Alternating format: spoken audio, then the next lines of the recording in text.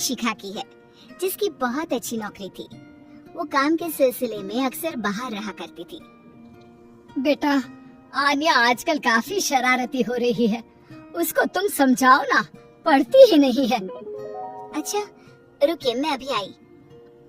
आन्या, जो कि शिखा की 7 साल की बेटी है, शिखा उसके कमरे में जाती है और दरवाजा बंद कर लेती है।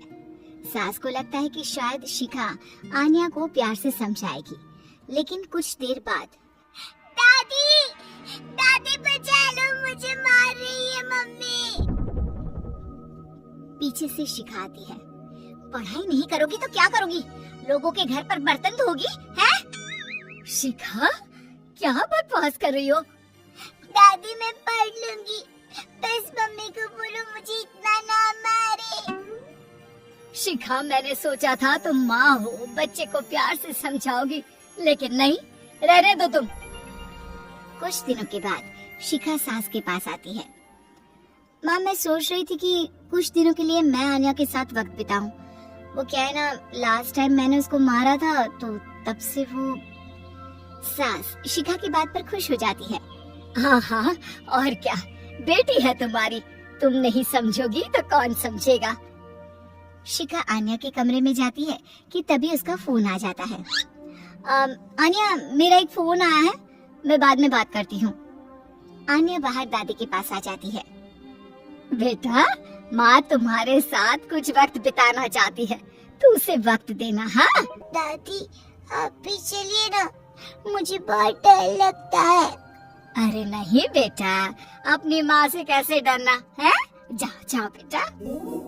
आन्या कमरे में जाती है, जहाँ माँ फोन पर बात करके फोन रख ही रही होती है कि माँ मुझे फोन दो ना, मैं गेम खेलूंगी।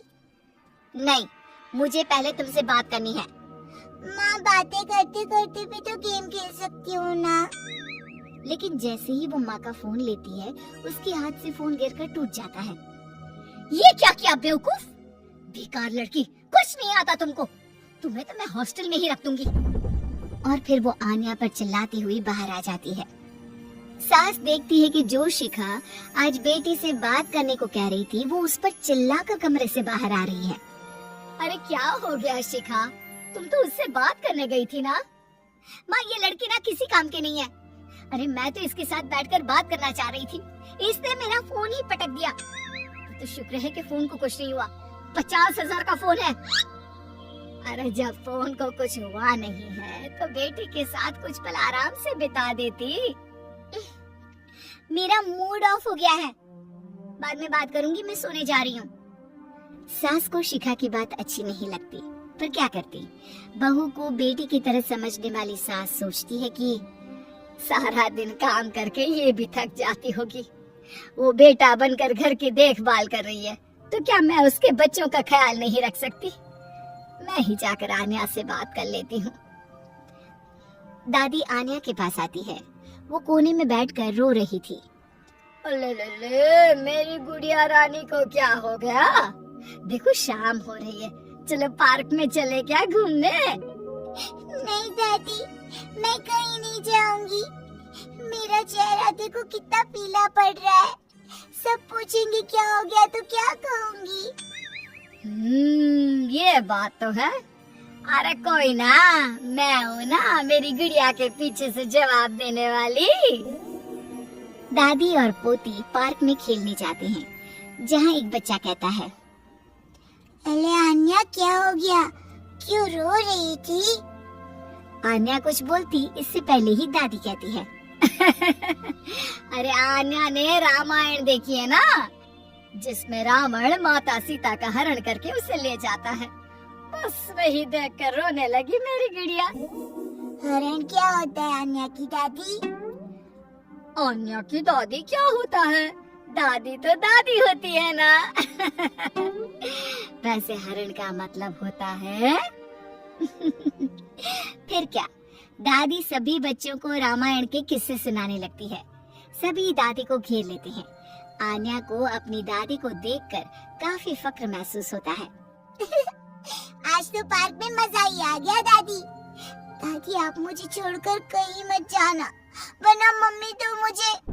नहीं बेटा, ऑफिस के काम से मम्मी परेशान हो जाती है और आपको तो पता है जिसे हम सबसे ज्यादा प्यार करते हैं उसी से ज्यादा नाराज भी तो होते हैं ना। दादी पूरी कोशिश करती कि आन्या का कोमल मन माँ से प्यार करे। फिर एक रोज, अरे शिखा, वो क्या है ना, तुझे तो पता है मेरी अंग्रेजी थोड़ी कमजोर है। सोच रही थी आन्या की कोई ट्यूशन लगवा देते हैं। क्यों, क्या हो गया? वैसे तो मैं ही पढ़ा देती, पर अभी छोटी सी तो क्लास है, समझा दूंगी उसे मैं। देख शिखा, माँ पढ़ाए इससे अच्छा तो कुछ हो ही नहीं सकता, लेकिन तेरे पास वक्त की कमी है ना। नहीं माँ, मैं अभी फ्री हूँ, पढ़ा देती हूँ। शिखा आन्या के पास बैठ जाती है। क्या हो गया? आप मेरे पास कैसे? कुछ चाहिए क्या? अरे कुछ नहीं, इंग्लिश की बुक निकालो, मैं पढ़ाती हूँ। और बेटा, मैं आपकी गलती हो तो ही डांटती हूँ ना। आन्या डर कर किताब निकालती है। अरे डर क्यों रही हो, हाँ? कोई भूत नहीं हूँ मैं। आन्या शिखा को पढ़ाने बैठती है। ये पहली बार था जो शिखा आन्या को पढ़ा रही थी कि अचानक शिखा जोर जोर से चिल्लाने लगती है। ये नहीं आता, इतना आसान है ये, दिमाग में तो गोबर भरा है। हमारे पूरे पैसे बर्बाद कर रही हो। हम लोग कमा रहे हैं कि तुम कुछ बन जाओ, लेकिन नहीं, मजाल है कि पढ़ ले ढंग से। माँ मुझे ये नहीं आता, तभी तो दादी से कहा था कि किसी को बोलो मुझे पढ़ा दे। अरे वाह जी वाह, तमीज देखो, कितनी जबान चल रही है तेरी। मन तो कर रहा है कि एक थप्पड़ जड़ दूं। आन्या माँ की डांट सुनकर जोर जोर से रोने लगती है।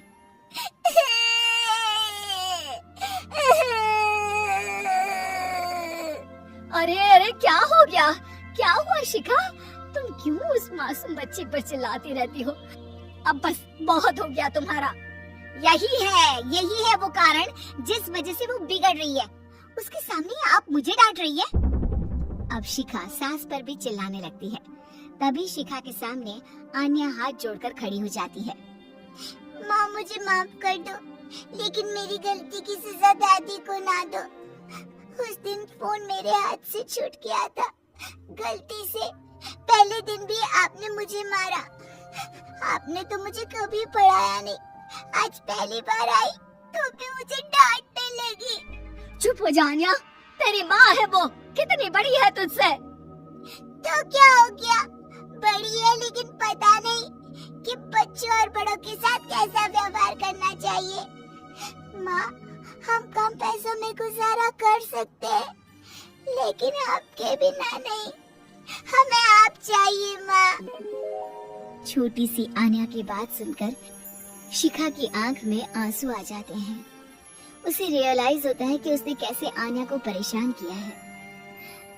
मुझे माफ कर दो तुम दोनों। माँ, आपने मुझे हमेशा बेटी समझा, लेकिन मैं अच्छी माँ नहीं बन पाई।